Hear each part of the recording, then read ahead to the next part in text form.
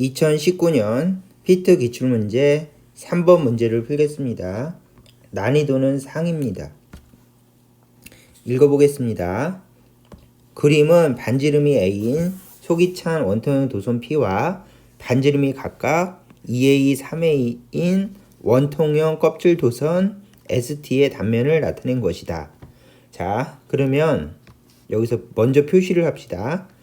속이 찬 원통형 도선 P와 그 다음에 반지름이 각각 2A, 3A인 원통형 껍질 도선 ST의 단면을 나타낸 것이다.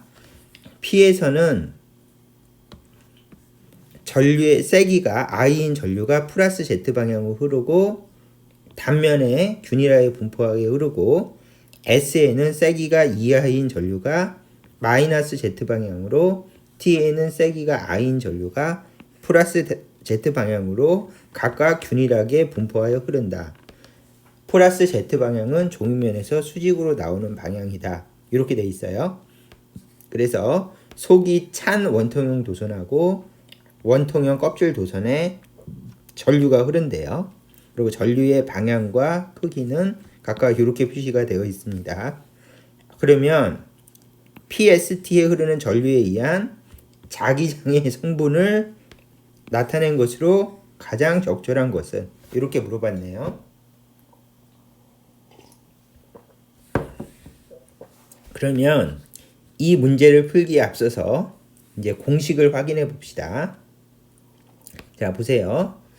전체 전류 I가 흐르고 있는 게 기본이니까 전체 전류가 I가 흐를 때 원통 껍질 전류라고 부르는 이렇게 껍질에만 전류가 흐르고 있다고 해봅시다. 그리고 이 전류를 모두 모으면 I래요. 그러면 첫 번째 공식. 거리 R만큼 떨어진 곳에서의 자기장의 세기는 이제 그냥 자기장은 원통 껍질 전류가 만드는 자기장은 그냥 직선 도선하고 똑같이 생각하시면 됩니다. 그래서 자기장 공식은 B는 2πr 뮤제로 I다. 이렇게 쓰시거나 이것도 귀찮으면 B는 K 곱하기 R분의 I라고 쓰면 조금 더 간단하겠죠? 그래서 그냥 원통 껍질 전류는 멀리서 보면 직선 전류로 보일 테니까 그냥 직선 전류 자기장을 쓰면 됩니다. 얘가 1번. 그래서 외부 자기장이라고 부르죠. 그 다음에 두 번째는 내부 자기장은 얼마입니까? 그러면 거리가 R만큼 떨어진 이곳은 내부가 되겠죠? 그러면 내부 자기장은 0이에요. 서로 자기장들이 상쇄돼서 사라지니까 이렇게 내부 자기장은 0이다가 공식입니다. 얘가 2번. 그래서 원통 껍질 전류를 구할 때는 1번 공식과 2번 공식을 가지고 문제를 풉니다. 자, 이제 이거를 봅시다. 이거를 보면 이런 게 있죠? 이번에는 속이 찬 원통 전류래요. 그러면 전류가 모든 부분에서 흐르고 있어요. 이렇게. 어느 부분이나 전류가 흐르고 있는데 포인트는 전체 전류는 I입니다. 그러면 이제 공식을 아까랑 똑같이 만들어야죠. 여기서부터 여기까지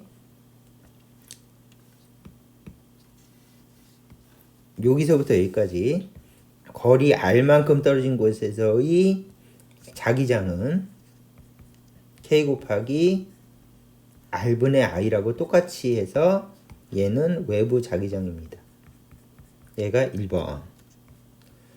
그러면 내부 자기장은 어떻게 되냐? 그러면 내부 자기장은 이번에 0이 아니라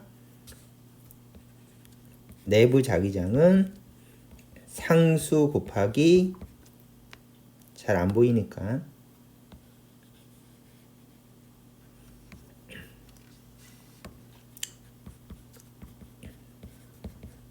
상수 곱하기 R입니다. 그렇게 해서 이렇게 해서 구해주시면 되고 요거의 자세한 공식은 증명하는 거를 생략합니다. 그래서 보통 요 공식을 정확히 유도하는 문제는 잘 안 나오니까 그냥 상수 곱하기 R 정도만 알아두면 됩니다. 그러면 두 가지로 잘 나눠서 생각하시면 됩니다. 자, 원통 껍질 전류는 외부 자기장은 K 곱하기 R분의 I다. 내부 자기장은 0이다. 그 다음에 속이 찬 원통 전류의 외부 자기장은 K 곱하기 R분의 I고 내부 자기장은 상수 곱하기 R이다. 이것을 아는지 물어봤어요. 그러면 얘를 싹 다 지우고요. 이제 이걸 가지고 문제를 풀어봅시다. 자, 첫 번째는 이거죠. 거리 R만큼 떨어진 곳에서 자기장은 자, 이 자기장은 B는 몽땅 뭉치면 K 곱하기 R분의 그 다음에 얘를 한 덩어리로 보는 겁니다. 그래서 지금 아까 공식은 원통을 이렇게 놨는데 이거를 위에서 바라본 걸로 해서 그림을 그렸대요. 그래서 위에서 바라본 모습이라고 생각하고 공식을 만들면 되는데 공식은 이거죠. 자, 일단은 공식은 B는 K 곱하기 R분의 I 공식을 쓰면 되는데 전류가 플러스 전류, 마이너스 전류, 플러스 전류가 이렇게 돼 있죠. 그러면 얘네를 다 더하면 서로 반대 방향이 있기 때문에 0이 되겠죠. 그래서 모든 전류는 플러스 전류, 플러스 전류, 마이너스 전류. 그래서 플러스가 2개, 마이너스가 2개. 그래서 0이 돼 버립니다. 그래서 여기는 0이니까 R만큼 떨어진 곳에 자기장은 없습니다. 자, 이렇게 해서 지워주시면 되고요. 두 번째는 여기서 이 부분에서의 자기장은 이렇게 해주시면 되겠죠. 얘가 1번. 그 다음에 두 번째는 이 부분에서의 자기장은 하고 해서 이 자기장을 구해주면 되는데 이 부분에서의 자기장은 마찬가지로 여기서부터 거리 R만큼 떨어진 곳이고 자, 얘는 껍질이니까 무시하고 왜냐하면은 껍질은 내부에 자기장을 못 만든다. 그래서 무시하고 자, 그러면 여기서 지워줄 거는 얘는 지우면 되겠죠. 그러면 이 부분에서의 자기장은 얘네만 생각해서 얘네를 뭉쳐서 자기장을 결정하면 되니까 뭉치면 전류가 얼만큼 있는가 하면 마이너스 Z 방향이 EI 플러스 Z 방향이 I니까 R자 전류는 I죠. 그래서 여기는 전류는 자기장 B는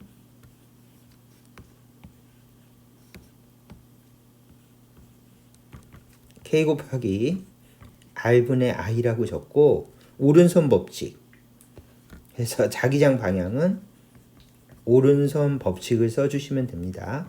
그러면 오른손 법칙을 적용시키면 어떻게 되는가 하면 얘가 이겼죠. 얘랑 싸우면 마이너스 Z 방향이니까 오른손 법칙을 적용시키면 자기장의 방향은 이쪽이 되겠죠. 그래서 자기장의 방향은 이쪽이다. 이렇게 표시해 주시면 요게 2번입니다. 자, 그러면은 살짝 지우고요. 이제 세 번째는 여기 위치에서의 자기장을 구해 주시면 되겠죠. 여기 위치에서의 자기장. 그러면 여기 위치에서의 자기장을 구하기 위해서 가만 봤더니 얘한테는 얘가 원통 껍질인데 껍질 내부는 자기장을 못 만들고 그 다음에 얘도 원통 껍질인데 껍질 내부는 자기장을 못 만드니까 이번에는 얘도 무시하시면 됩니다. 그러면 이 부분에서의 자기장은 이제 얘만 만들 수가 있으니까 자기장 공식은 이제 원통 전류의 외부 자기장 공식은 B는 K 곱하기 R분의 I로 깔끔하게 적어주시고 그 다음에 얘는 살짝 지우고 오른손 법칙 적용시키시면 자기장의 방향을 결정할 수가 있겠죠. 그러면 자기장의 방향은 이쪽입니다. 그 다음에 얘가 3번이고요. 그 다음에 마지막으로 여기서부터 여기까지 R만큼 떨어진 곳의 자기장은 자 원통 전류의 내부니까 자기장 공식은 당연히 B는 상수 곱하기 R이다. 이렇게 적어주시면 되고요. 잠시만요. 지저분하니까 B는 상수 곱하기 R이라고 적고요.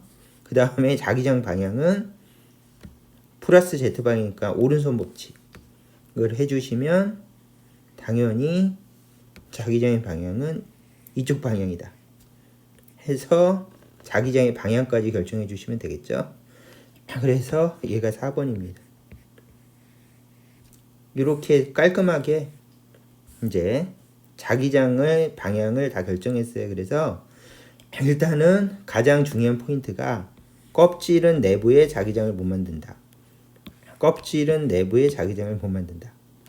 이거를 이용해서 이제 자기장을 다 구했습니다.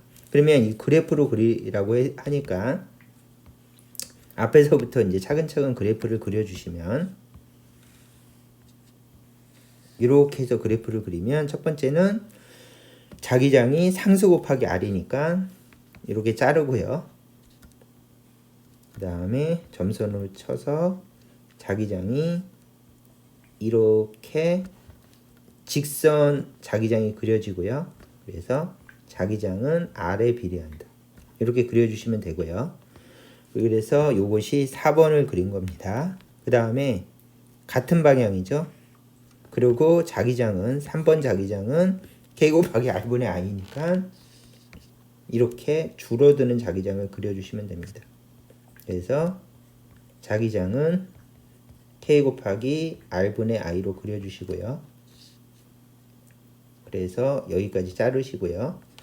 그 다음에 4번, 3번을 그렸는데 2번을 그리려고 했더니 자기장이 똑같아요. 근데 방향은 반대입니다. 그래서 점선으로 이렇게 표시해 주시고 이렇게 왜냐하면은 공식이 똑같으니까 그래서 이렇게 연장선으로 그려주시고 대신에 방향이 반대니까 뒤집습니다.